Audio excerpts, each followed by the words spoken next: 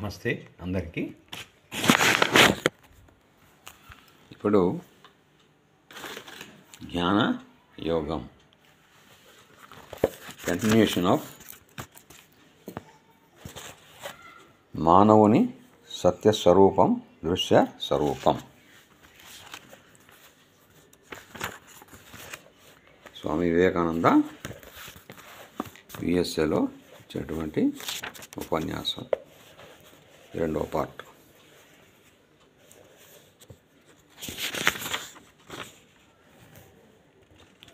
లోకంలో మహత్తర కార్యాలు నిర్వహించిన వాళ్ళంతా తమ వ్యక్తిత్వాల పట్ల కేవలం ఉపేక్షాభావం చూపిన వారే కదా అని వాళ్ళు కొంచెం కూడా గుర్తించరు. తనకు ప్రేమప్రదమైన వస్తువు నీచం కాదు, క్షుద్రం కాదు, అనిత్యం కాదు అని తెలుసుకొని ప్రేమించిన వానిదే ప్రేమ. తనకు ప్రేమప్రదమైన వస్తువు ఒక మట్టిపెల్ల కాదని, ప్రత్యక్ష దైవమే అని తెలుసుకొని ప్రేమించే వానిదే ప్రేమ. భార్యకు భర్త పట్ల గల ప్రేమ అతనిని భగవత్ స్వరూపినిగా భావించేటప్పుడు ఎక్కువ అవుతుంది. భర్తకు భార్య పట్ల గల ప్రేమ ఆమె భగవత్ స్వరూపిణి అని తెలిసినప్పుడు అధికమవుతుంది. తల్లికి బిడ్డల పట్ల గల ప్రేమ వారిని భగవత్ స్వరూపులుగా భావించినప్పుడు అధికమవుతుంది. భగవంతుడే తన గర్భశత్రువు రూపాన్ని ధరించాడని తెలిసినవాడ శత్రువుని ప్రేమిస్తాడు. సాధు పురుష రూపంలో ఉన్నది భగవంతుడే అని తెలిసినవాడు ఆ సాధు పురుషుని ప్రేమిస్తాడు. అతడే ఘోర పాతకిని అని కూడా ప్రేమిస్తాడు. ఎందుకంటే ఆ పాతకి రూపానికి కూడా మూలం భగవంతుడే అని అతనికి తెలుసు.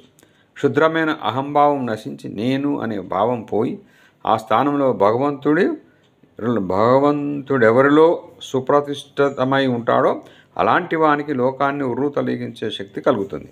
జగత్తంతా అతనికి కొత్త రూపం ధరించి కనిపిస్తుంది. బాధలు తాపాలు అదృశ్యమవుతాయి. కష్టాలు ఉండవు. పట్టెడన్నానికై రోజు అగచాట్లు పడి పోటీలు పడవలసిన చెరసాలగా ఇప్పుడు కనిపించే ఈ లోకం అప్పుడు క్రీడానంద భూమిగా మారిపోతుంది, రమణీయ రూపాన్ని ధరిస్తుంది. అలాంటి అనుభూతిని సాధించిన వానికే ఈ లోకం ఎంత అందమైనది అనే అధికారం ఉంటుంది.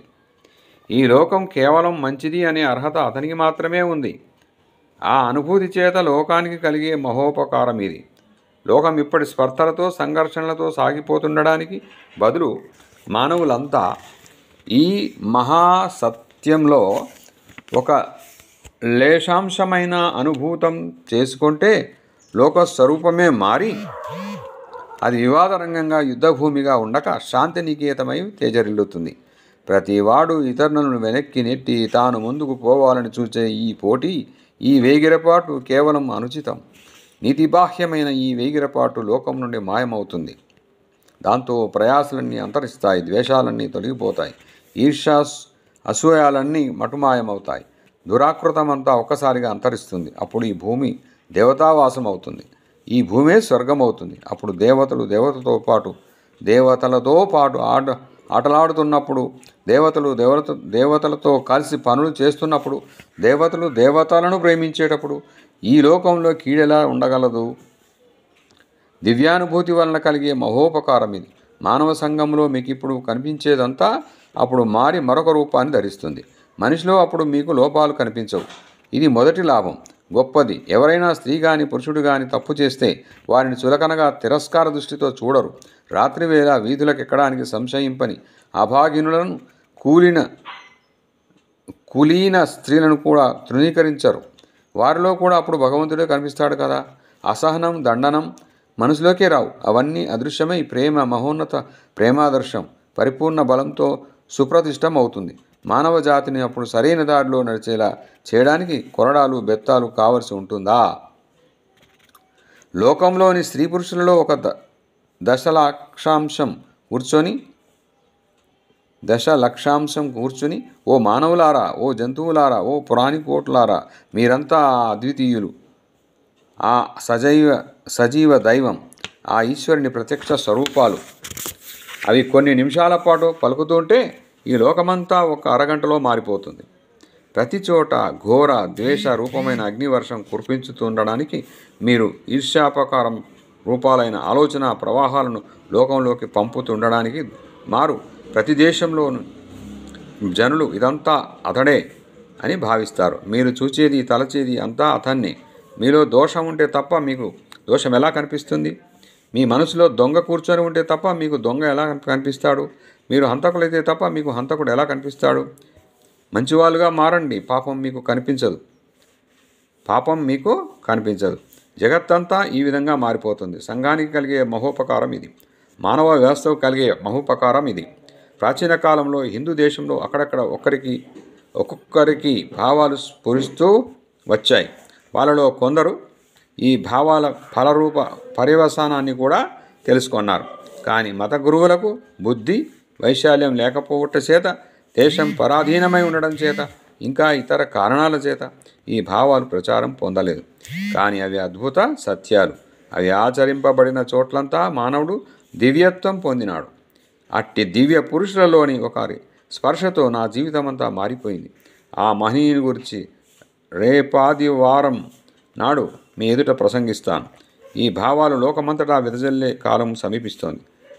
మఠాల లోపలే నివసించి ఉండే బదులు తత్వశాస్త్రాల్లో అణిగి విద్వాంసులకు మాత్రమే అందుబాటులో ఉండేందుకు బదులు, కొన్ని తెగలకు, కొంతమంది విద్యార్థులకు కొంత సొమ్ముగా ఉండడానికి బదులు ఆ భావాలు దిగంతాల వరకు విచ్చలవిడిగా వెదజల్లబడతాయి. అప్పుడు సర్వజనులకు, సిద్ధులకు, బద్ధులకు, స్త్రీలకు, పురుషులకు, శిశువులకు, పండితులకు, పామరులకు అందరికీ సమానాధికారం గల సొమ్ము అవుతుంది. అప్పుడు అది ప్రపంచ వాతావరణం అంతా నిండి వ్యాపిస్తుంది. అప్పుడు మనం పీల్చే గాలి కూడా ప్రతిస్పందనతో తత్వమసి, అది నీవే అని పలుకుతూ ఉంటుంది. వేల సూర్య